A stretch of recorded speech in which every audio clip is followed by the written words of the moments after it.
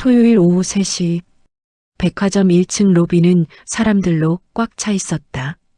아이들 손을 끄는 부모들, 쇼핑백을 두 손 가득 들고 지나가는 사람들, 엘리베이터 앞에서 번호표를 들고 기다리는 손님들. 그 복잡한 인파 속에서 유독 이상한 정적이 흐르는 공간이 하나 있었다. 그곳 한가운데 한 청년이 바닥에 무릎을 꿇고 있었다. 정장 바지 무릎은 이미 까졌고 손은 바닥에서 떨리고 있었으며 고개는 깊이 숙여져 있었다. 하지만 사람들은 그 모습을 마치 구경거리 보듯 둘러싸고 있었다. 어휴, 요즘도 저렇게 무릎을 꿇리나 봐. 직원 아니야? 저 매장 직원 같던데. 얼마나 큰 실수를 했길래 저러지? 수많은 속삭임이 공기 위로 흩어졌다. 그리고 그 청년의 앞에서 정장을 차려입은 매니저가 팔짱을 낀 채 입꼬리를 비틀어 올리며 비웃듯 말했다. 고객 앞에서는 무릎 꿇어서라도 사과하라니까? 너 같은 알바는 그래야지. 그 말이 끝나는 순간 나는 마치 누군가 뒤통수를 세게 후려친 것처럼 숨이 턱 막혔다. 왜냐면 무릎 꿇은 청년이 고개를 아주 천천히 들었고 그 순간 내 시선과 정확히 맞부딪혔기 때문이다. 그 청년은 딸 서연이 사랑하는 우리 가족이 곧 맞이할 예비사위 지훈이었다. 지훈의 눈은 마치 들키고 싶지 않던 상처를 드러낸 듯 스스로도 감당 못한 채 흔들리고 있었다. 순간 내 심장에서는 쿵 하고 큰 소리가 났다. 바닥에 무릎 꿇은 청년, 아무 말 없이 그를 내려다보는 매니저, 그리고 둘러선 구경꾼들, 그 모든 장면이 내 눈앞에서 하나의 사실로 합쳐졌다. 우리 딸의 남자가 지금 사람들 앞에서 모욕을 당하고 있다. 혈압이 솟구치는 게 느껴졌다. 손끝까지 피가 몰렸다. 발바닥에서 뜨거운 것이 올라왔다. 그리고 나는 더 이상 참지 못했다. 사람들 틈을 거칠게 밀쳐내며 지훈 앞까지 다가가 소리쳤다. 지훈아, 일어나. 지금 당장 일어나라고. 순간 백화점 전체가 적막해졌다. 수십 명이 동시에 나를 바라보고 있었다. 매니저도 깜짝 놀라 눈을 크게 떴다. 나는 가슴 깊은 곳에서 터져나오는 목소리로 외쳤다. 도대체 누가 우리 사위를 무릎 꿇게 만든 거야? 그 한마디는 백화점 천장에 부딪혀 울렸다. 그리고 그 순간 백화점 전체의 공기가 뒤집혔다. 사람들은 숨을 들이켰고 매니저의 표정은 굳어버렸고 지훈은 눈을 떨며 고개를 들었다. 쓰러질 듯 흔들리는 그의 눈동자를 본 순간 나는 확신했다. 오늘 이 백화점을 조용히 넘기진 않겠다.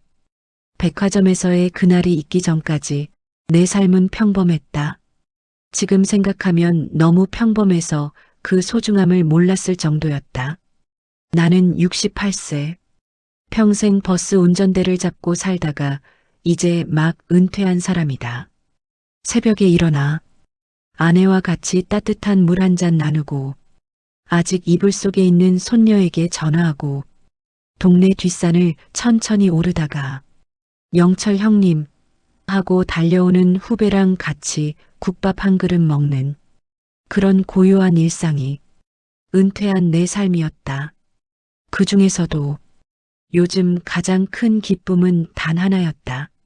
서연이는 내가 살아오며 가장 소중하게 지켜온 존재였다. 어린 시절 천식으로 고생하며 밤새 기침하던 아이를 꼭 안고 아빠가 다 지켜줄게 수백 번도 넘게 말하던 기억이 아직도 귓가에 생생했다. 그런 서연이가 어느 날 수줍게 말했다. 아빠, 저 결혼할 사람 생겼어. 그 말 한마디에 심장이 따뜻하게 울렸다. 내 딸이 이제 제 가정을 꾸리려 한다는 사실이 눈물 날 만큼 벅찼다. 그때 처음 데려온 청년이 지훈이었다. 지훈은 30대 초반 백화점 전자매장에서 일하는 평범한 청년이었다. 처음 본 순간 난 그의 눈빛이 마음에 들었다. 어딘가 조심스럽고 어른을 대하는 태도가 예의 바르면서도 부끄러움이 묻어나는, 하지만 꼭 필요한 순간에 할 말을 하는 그런 사람. 식탁에 둘러앉아 밥을 먹을 때도 그는 반찬을 먼저 나에게 권했고 서연이 말할 때는 작게 웃으며 눈빛으로 반응했다. 그 모습이 참 마음에 들었다. 식사 후 집에 가려는데 지훈이 나를 조용히 불렀다. 아버님, 제가 아직 가진 것도 없고 많이 부족하지만 서연 씨만큼은 정말 행복하게 해주고 싶습니다. 그 말이 왜 그렇게 가슴에 박혔을까? 나도 젊을 땐 가진 것 없었지만 가족 하나 지키려고 어떤 힘이든 생겨났던 시절이 떠올랐다. 그래서 그날 밤 아내에게 말했다. 여보, 저 아이 꽤 괜찮은 아이 같아. 아내는 고개를 끄덕이며 웃었다. 당신 닮아서 그런가, 사람 볼 줄 알지. 그 말이 괜히 기분 좋았다. 그 후로 지우는 퇴근하면 서연을 데리러 왔고 우리 집에서 종종 저녁을 먹고 갔다. 밥 먹을 때면 그는 늘 한 숟가락 뜨기 전에 말하곤 했다. 이렇게 불러주셔서 감사합니다. 언젠가 제가 꼭 보답하겠습니다. 나는 늘 말해줬다. 보답이 뭐가 필요하냐? 우리 딸 잘 챙겨주는 게 보답이다.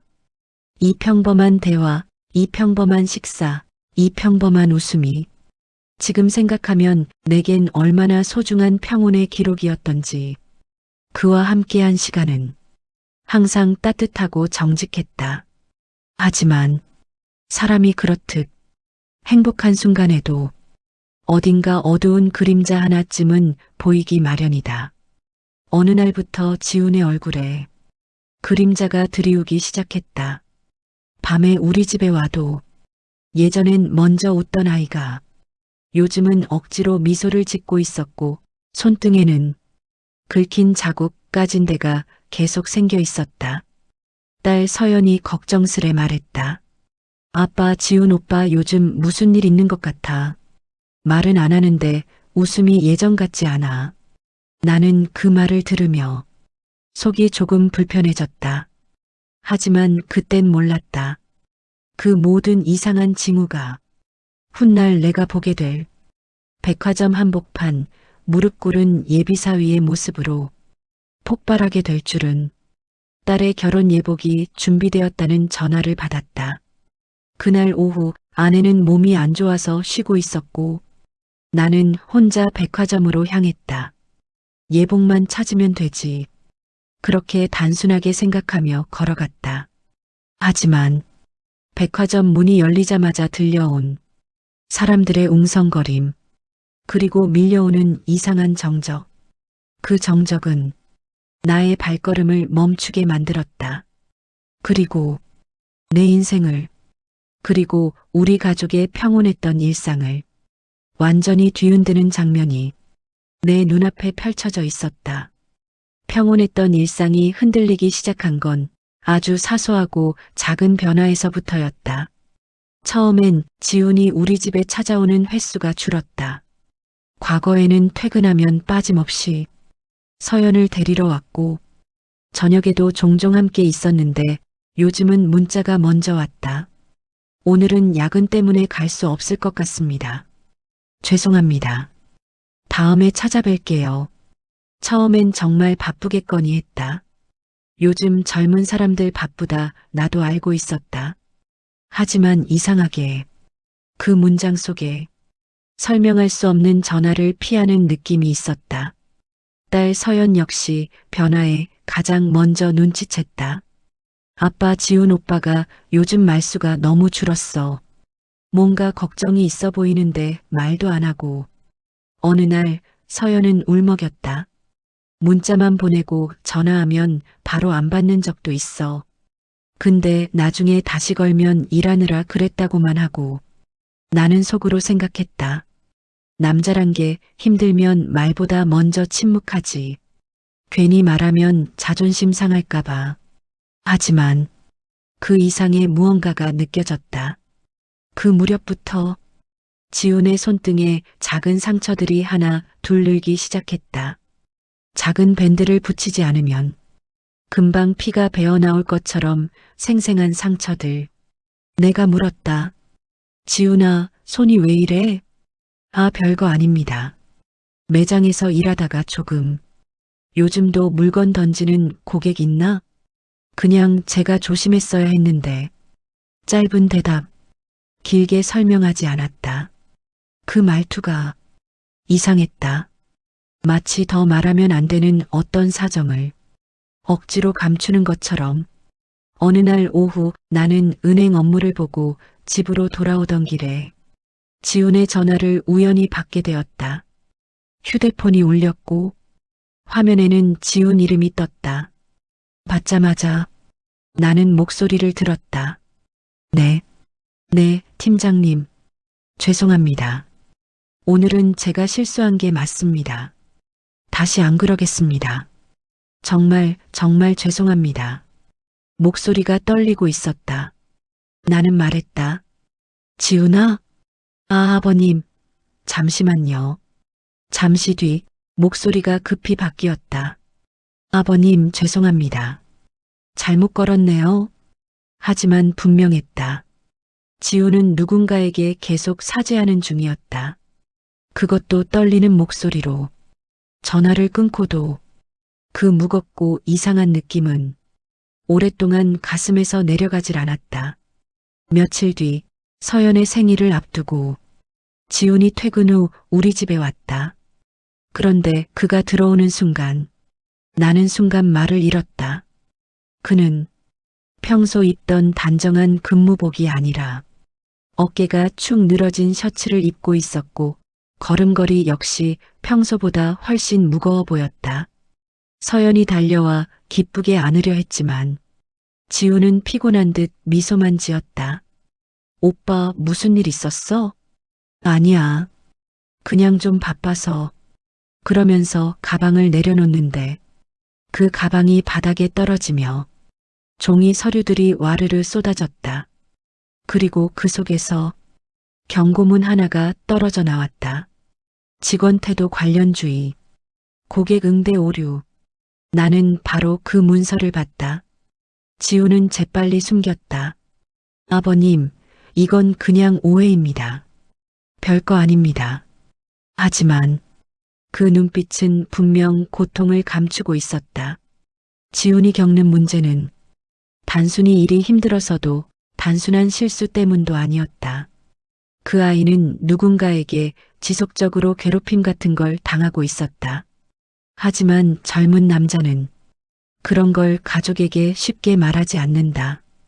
특히 결혼을 앞둔 남자라면 자존심이 허락하지 않는다. 그러나 나는 몰랐다.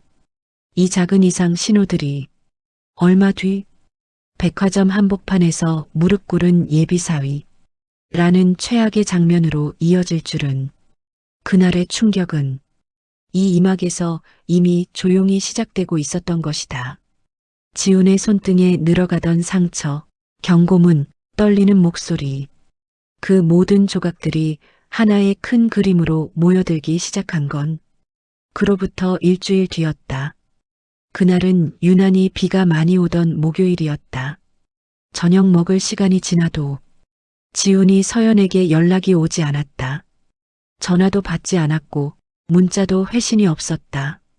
서연은 불안해졌고 나는 괜히 안 좋은 예감이 들었다.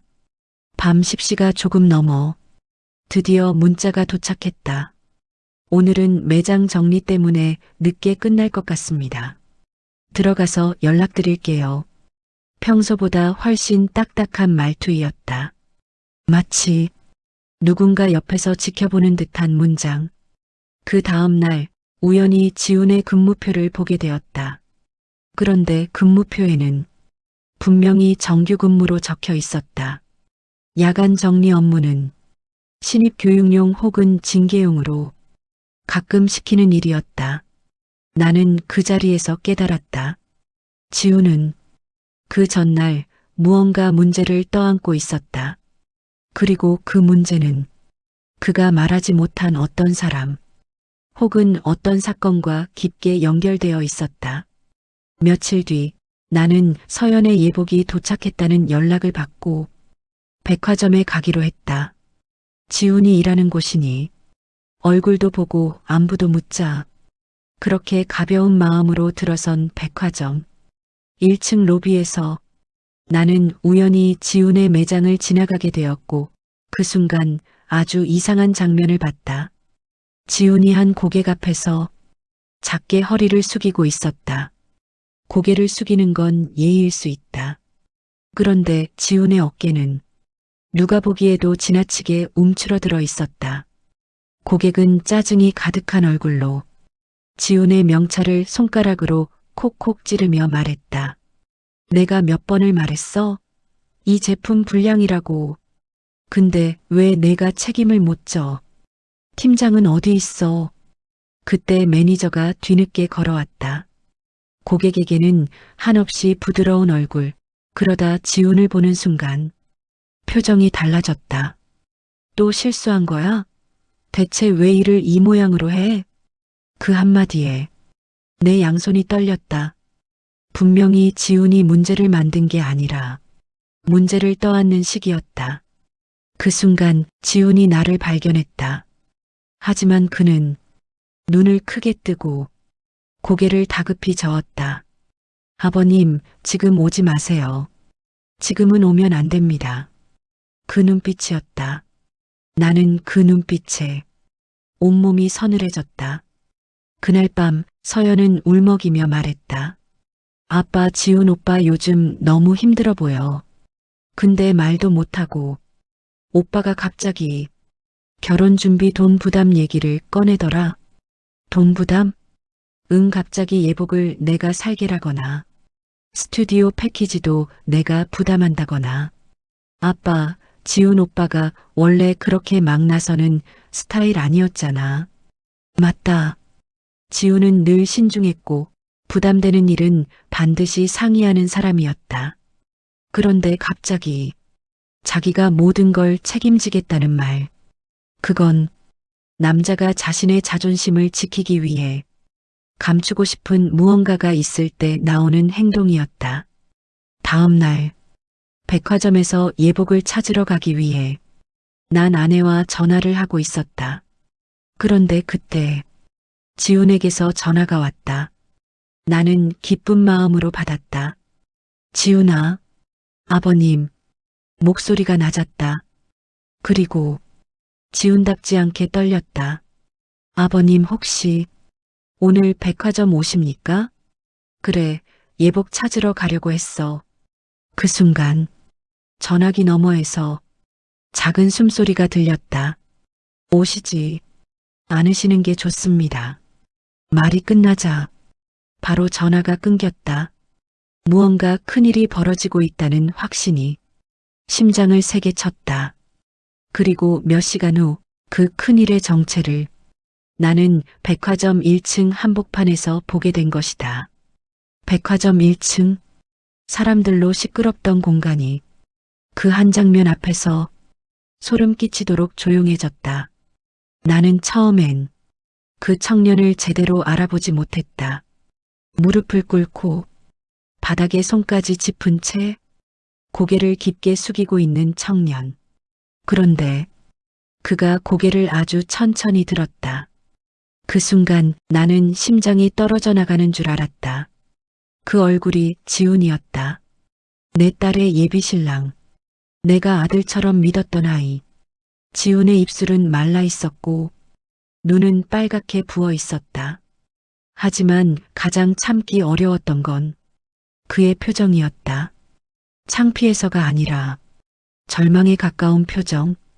마치 이 상황을 도망칠 수도 누구에게 말할 수도 없이 여기까지 끌려와 버린 사람의 얼굴이었다. 지훈의 앞에는 정장을 말끔히 차려입은 매니저가 어깨를 으쓱이며 팔짱을 낀 채 서 있었다. 그는 마치 어린아이를 혼내는 교사처럼 코웃음을 치며 말했다. 내가 몇 번을 말했어? 고객님 화나시면 무릎 꿇고 사과라도 해야 한다고. 그리고는 옆에서 구경하는 사람들을 힐끗 보며 말했다. 요즘 애들은 기본이 안 됐어. 이런 교육이라도 받아야 정신을 차리지. 사람들 사이에서 웅성거림이 터졌다. 와, 진짜 무릎을 식히네. 저 매니저 뭐야, 갑질하냐? 아니, 저 직원 표정 좀 봐. 얼마나 괴롭힌 거야? 그때 지훈의 어깨가 작게 흔들렸다. 그가 이를 악물고 있었다. 나는 속에서 뜨거운 것이 울컥 치밀어 올랐다. 매니저는 지훈의 명찰을 두 손가락으로 잡아 툭툭 치며 말했다. 너 같은 알바는 이렇게라도 해야 고객님들한테 감사할 줄 알지. 그 말을 들은 순간 나는 죽어도 참을 수 없었다. 사람들 틈을 밀쳐내며 나는 앞으로 걸어갔다. 내 발소리가 백화점 대리석 바닥에 쿵, 쿵 울렸다. 매니저가 놀라 돌아봤다. 그때 나는 그 누구보다도 크게 가슴 깊은 곳에서 터져나오는 목소리로 외쳤다. 지훈아. 지훈이 놀라 고개를 들었다. 그 눈에는 아버님, 제발 오지 마세요. 말하지 않아도 말하는 절망이 있었다. 하지만 그는 도저히 말할 수 없는 상황 속에 갇혀 있었다. 나는 그의 팔을 붙잡고 그 자리에서 억지로 일으켰다. 그리고 백화점 전체가 울릴 만큼 크게 소리쳤다. 지금 당장 일어나라고. 순간 모든 사람들이 나를 보았다. 매니저는 당황해서 더듬거리며 말했다. 저 손님, 직원 교육 중입니다. 그러나 나는 그 말 한마디에 날카로운 칼을 드는 것처럼 분노가 치솟았다. 직원? 직원이라고? 이 아이는 우리 가족이다. 내 가족이라고요? 나는 지훈을 내 뒤로 감싸듯 서며 말했다. 그래, 이 아이는 내 딸이 사랑하는 예비 신랑이다. 사람들 사이에서 웅성거림이 더 커졌다. 헐, 예비 사위래. 인연 있는 어른 앞에서 무릎을 꿇렸다고? 저건 진짜 선 넘었지. 백화점 직원들 몇 명도 몰래 휴대폰을 꺼내 촬영하기 시작했다. 매니저의 얼굴이 순식간에 창백해졌다. 나는 참았던 분노를 터뜨렸다. 도대체 누가 우리 사위를, 이 착한 청년을 사람들 앞에서 무릎 꿇게 만든 거야.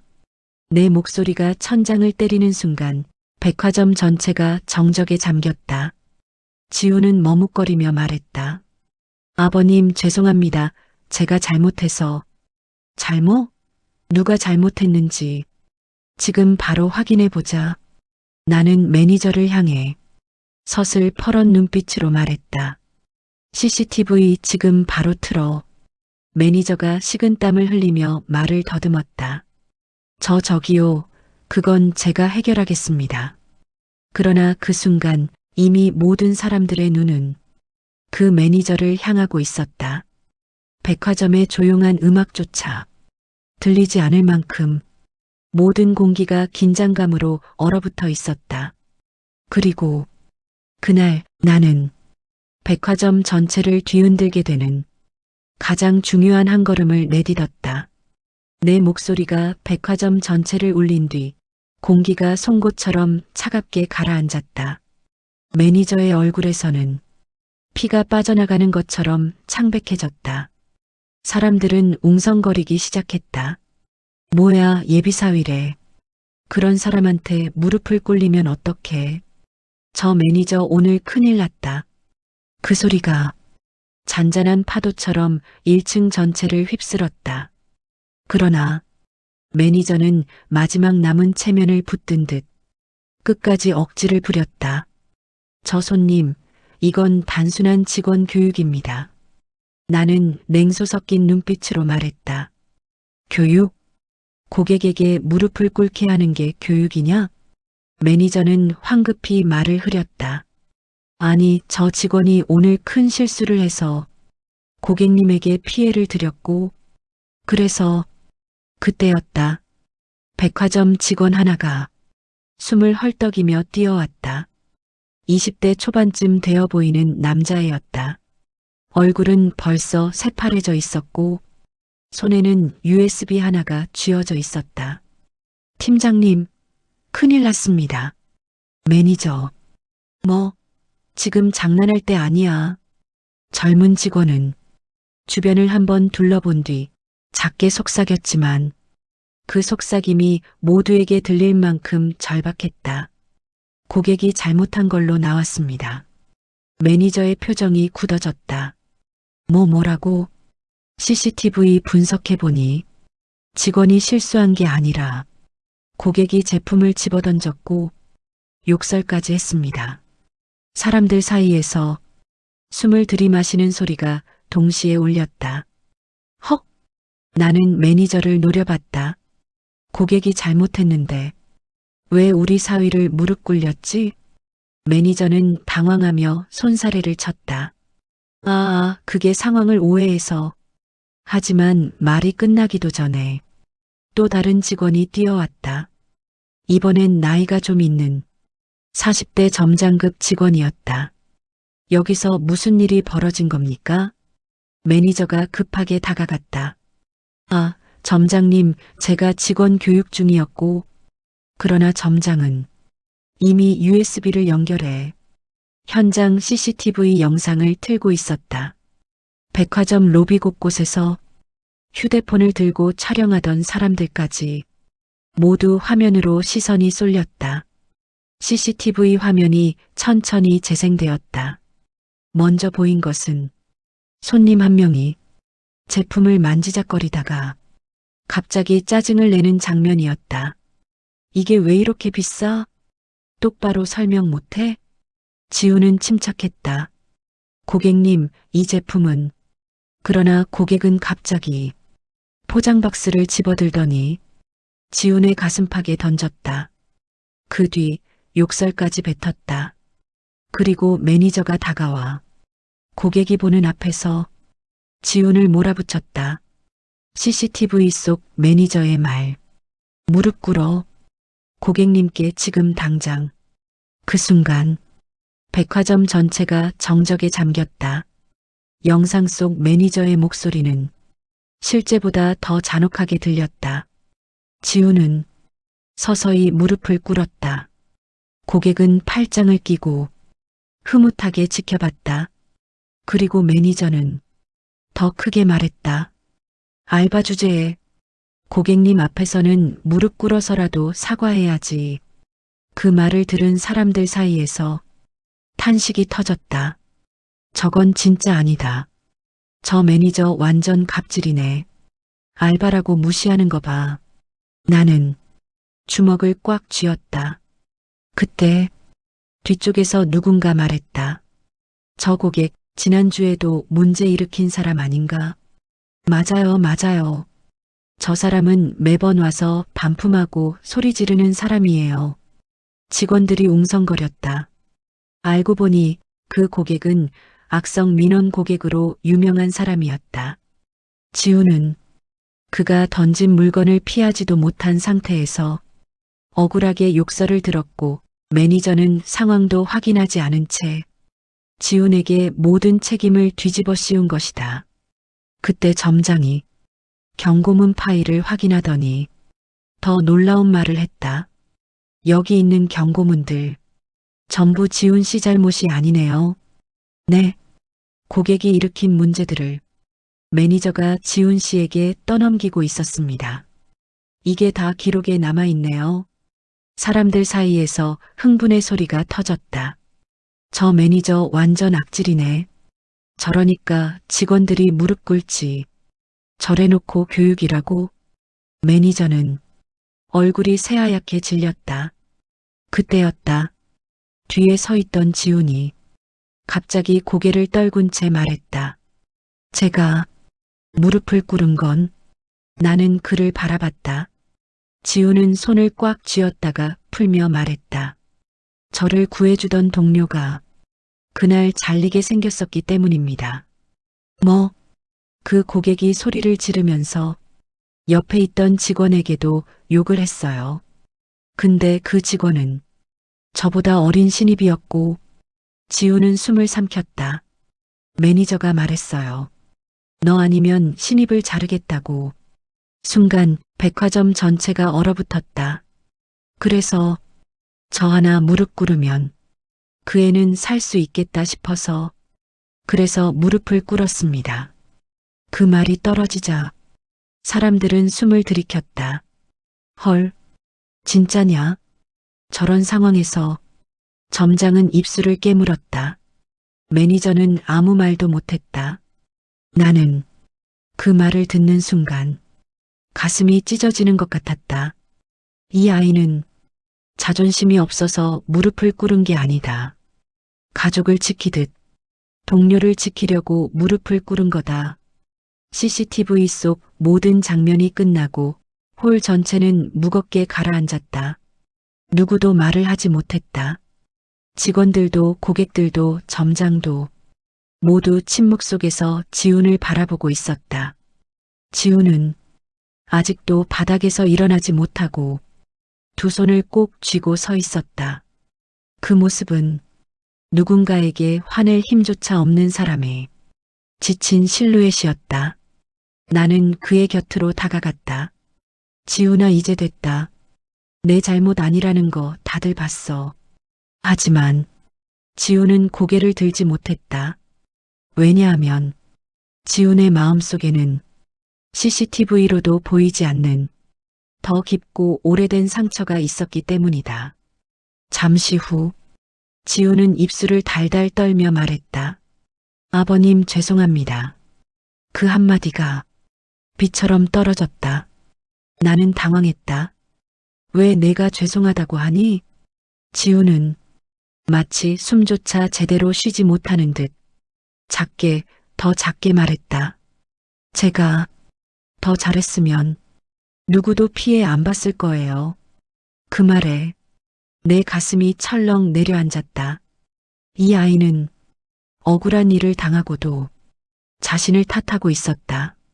지우는 이어서 말했다. 아버님, 사실 전 어려서부터 늘 남에게 패 끼치지 말라는 말을 듣고 자랐어요. 그는 손등을 바라보았다. 어머니 혼자 저를 키우시느라 늘 힘드셨고 저한테 미안하다, 엄마가 잘못했다라는 말을 정말 많이 하셨어요. 주변 사람들의 표정이 흔들렸다. 그래서인지 전 누가 잘못해도 제가 먼저 죄송하다고 말하는 버릇이 생겼습니다. 지훈의 눈가에 눈물이 고였다. 근데 이런 제가 서연 씨랑 결혼해도 될까요? 그 말 한마디에 사람들 사이에서 탄식이 새어나왔다. 아이고, 저 청년. 얼마나 힘들게 살았길래 저 말을 왜 아버지 앞에서. 나는 그 말을 듣는 순간 심장이 아파서 말을 잇지 못했다. 이 아이는 지금도 가장 고통스러운 순간에조차 자기 잘못부터 먼저 찾고 있다. 지우는 마침내 두 손으로 얼굴을 가렸고 억눌렀던 울음이 터져나왔다.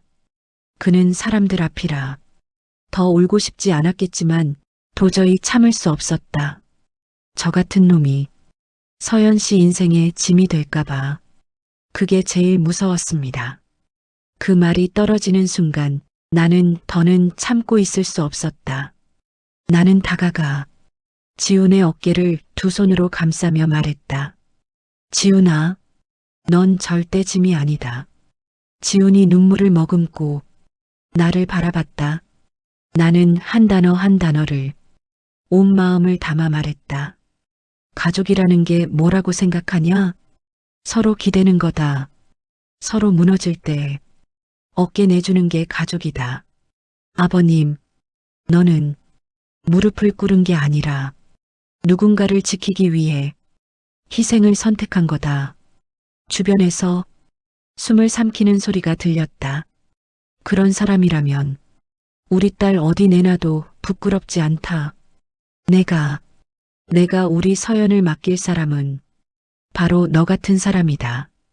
지훈의 입술이 떨렸다. 그리고 그는 더 크게 울음을 터뜨렸다. 사람들은 어떤 드라마보다 더 진한 감동 속에 잠겼다. 한 아주머니가 말했다. 저 청년 마음이 너무 곱다. 저런 사위면 얼마나 좋아. 아버지 말이 참 가슴에 꽂히네. 그 순간 지우는 주저앉듯 무릎을 꿇고 손등으로 얼굴을 감싸며 울고 있었다. 나는 그를 끌어안았다. 그것은 장인과 예비사위가 아니라 한 남자와 또 한 남자의 마음이 만나 서로의 고통을 이해한 순간이었다. 백화점 한복판에서 터져나온 지훈의 오열, 그리고 나의 진심 어린 말. 그 장면은 마치 한 편의 드라마처럼 사람들의 가슴 속에 깊은 자국을 남겼다. 하지만 그날의 여정은 단순히 사람들 앞에서 오해가 풀린 것으로 끝나지 않았다. 진짜 회복은 사람들이 떠난 뒤 우리가 서로를 마주한 그 조용한 순간부터였다. CCTV 확인이 끝나고 난 지훈과 함께 백화점 직원 휴게실로 들어갔다. 밖에서는 아직도 사람들이 웅성거리며 우리 이야기를 하고 있었지만 이 작은 휴게실 안에서는 그 모든 소리가 문 밖 먼 세상의 일처럼 들렸다. 지훈은 종이컵에 담긴 미지근한 물을 한 모금 마셨다. 그 작은 동작조차 얼마나 지쳐 있는지 느껴졌다. 나는 말없이 그 옆에 앉았다. 지훈아, 괜찮아? 지훈은 작게 고개를 끄덕였다. 아버님이 오신 줄 정말 몰랐습니다. 그래, 나도 이런 장면을 보게 될 줄 몰랐다. 둘은 한동안 아무 말도 하지 않았다. 하지만 그 침묵은 어색하지 않았다. 마치 마음이 천천히 식어가는 과정 같았다. 지훈이 조심스럽게 입을 열었다. 서연 씨한테는 말하지 말아주세요. 오늘 있었던 일, 혹시나 걱정할까봐. 나는 고개를 저었다. 지훈아, 가족은 같이 걱정하고 같이 힘들어하는 거다. 그 말에 지훈은 다시 고개를 떨궜다. 제가 그럴 자격이 있을까요? 그 말이 너무 슬펐다. 자격이 있냐고? 조금 전 내가 보여준 행동이 그 자격을 증명했는데? 지훈은 고개를 들었다. 나는 말했다. 너는 동료를 지키려고 무릎을 꿇은 사람이다. 그게 어떻게 부족하다는 말이냐? 지훈의 눈이 조용히 젖었다. 그때 휴게실 문이 살며시 열렸다. 아까 CCTV를 들고 뛰어온 20대 직원이었다. 그는 머리를 극적이며 말했다. 저 지훈 선배, 아까 죄송했어요. 도와드리지 못해서. 지훈은 흔들리는 미소로 말했다. 아냐, 괜찮아. 그러자 직원이 주머니에서 작은 빵과 우유를 꺼내 지훈에게 내밀었다. 이거라도 좀 드세요. 오늘 정말 멋있었습니다. 지훈은 그 작은 과자를 받아들고 입술을 꾹 깨물었다. 그 순간 나는 깨달았다. 사람의 가치는 언제나 누군가가 지켜보고 있다. 그리고 그 가치는 바로 이렇게 누군가의 행동으로 드러난다. 문 밖에서 갑자기 서연의 목소리가 들려왔다. 아빠, 지훈 오빠. 둘 다 놀라며 일어섰다. 서연은 창백한 얼굴로 뛰어와 지훈을 꽉 끌어안았다. 오빠 괜찮아? 아빠한테 전화 받고 얼마나 놀랐는지 알아. 지훈은 그 품 안에 안긴 채 손을 떨었다. 서연아, 미안하다. 뭐가 미안해. 잘못도 안 했는데 왜. 그 말이 지훈의 마음을 다시 무너뜨렸다. 나는 말했다. 서연아, 지훈이가 오늘 참 힘든 일을 겪었단다. 하지만 누구보다 잘 버텼어. 서연은 지훈의 손을 꼭 잡았다. 오빠, 힘들어도 말해줘. 나 혼자 괜찮은 척하지 말고 우리 같이 버티자. 지우는 더는 눈물을 참지 못하고 서연에게 고개를 묻었다. 그날 저녁 우리는 백화점 근처 작은 식당에서 조용히 밥을 먹었다. 지우는 반찬 하나를 집을 때조차 손이 떨렸다.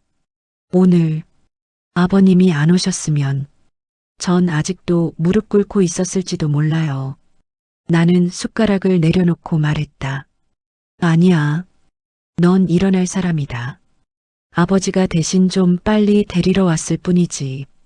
지우는 천천히 웃었다. 그 웃음에는 기쁨, 안도, 그리고 오랜만에 느껴본 따뜻함이 섞여 있었다.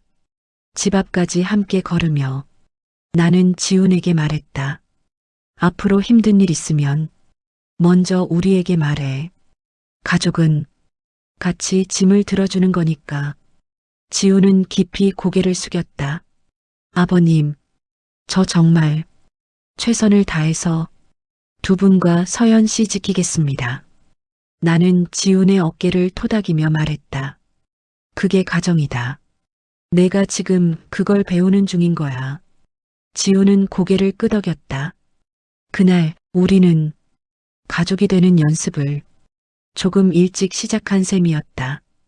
그날 밤 백화점 앞에서 서연과 지훈을 집에 데려다주고 집으로 돌아오는 길, 나는 문득 하늘을 올려다보았다.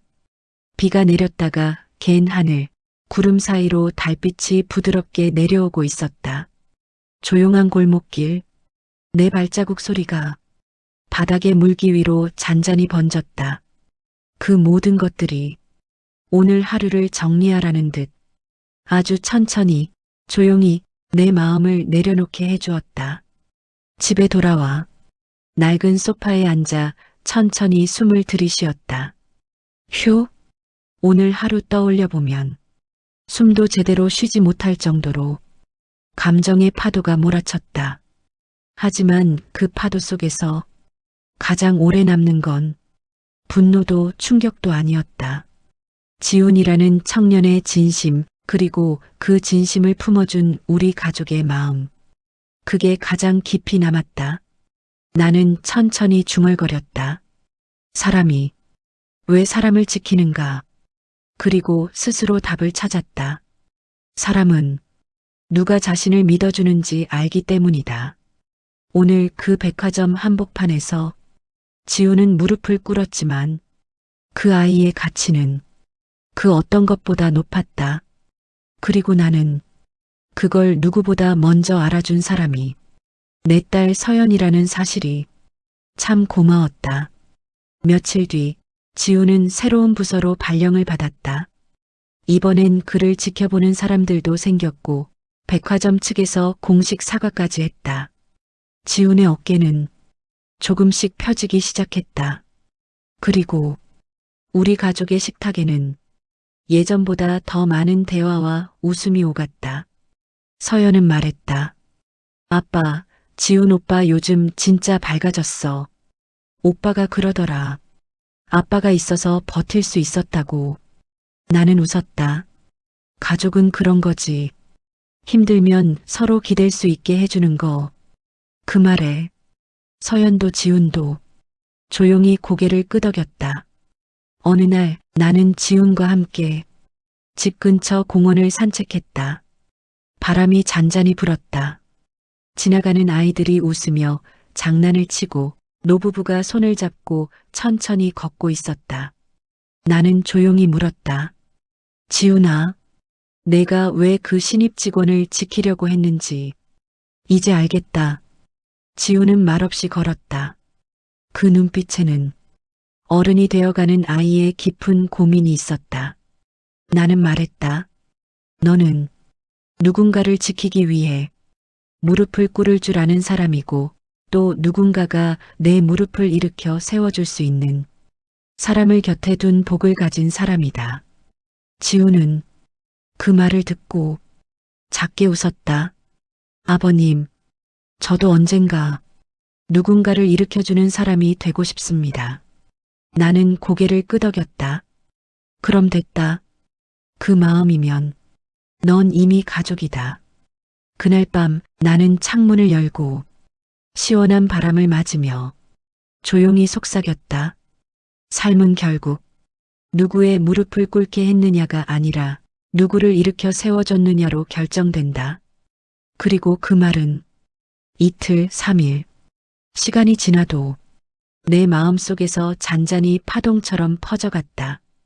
오늘 이 영상이 마음에 드셨다면 구독과 좋아요를 눌러주세요. 구독과 좋아요는 다음 영상을 만드는데 큰 힘이 됩니다.